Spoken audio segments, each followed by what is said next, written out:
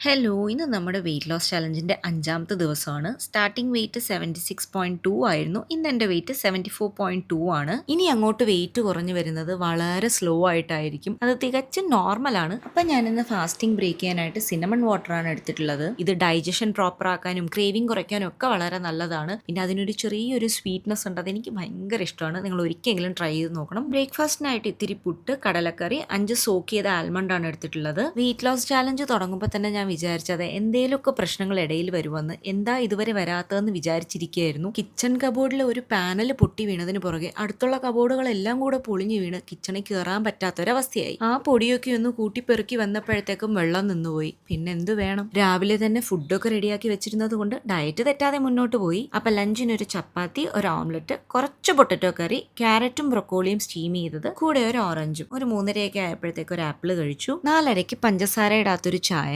ഇതിനിടയിൽ കൂടെ പൊട്ടിയ കബോർഡിന്റെ പാളിയൊക്കെ എടുത്ത് കിച്ചൺ സ്ലാബിൽ വെച്ചു. കൂട്ടത്തിൽ അവിടെ ഇരുന്ന പാത്രങ്ങളൊക്കെ സ്ലാബിന് മുകളിലാണ്. മൊത്തത്തിൽ കുക്ക് ചെയ്യാൻ പറ്റാത്തൊരവസ്ഥയായതുകൊണ്ട് ഞാൻ ഇന്നൊരു ഓട്സ് കഞ്ഞിയിൽ ഒതുക്കി. അതല്ലേലും അങ്ങനെയാ, നമ്മൾ എന്തെങ്കിലും ഒരു നല്ല കാര്യം ചെയ്യാൻ തുടങ്ങുമ്പോൾ കുറേ പ്രശ്നങ്ങൾ അങ്ങ് വരും. അതിലൊന്നും വീണ് പോരുത്. ഈ ഒരു അവസ്ഥയിൽ നമുക്ക് വേണ്ടുന്നത് പെർഫെക്ഷൻ ഒന്നും അല്ല, കൺസിസ്റ്റൻസിയാണ്. അപ്പൊ ശരി, നാളെ കാണാം.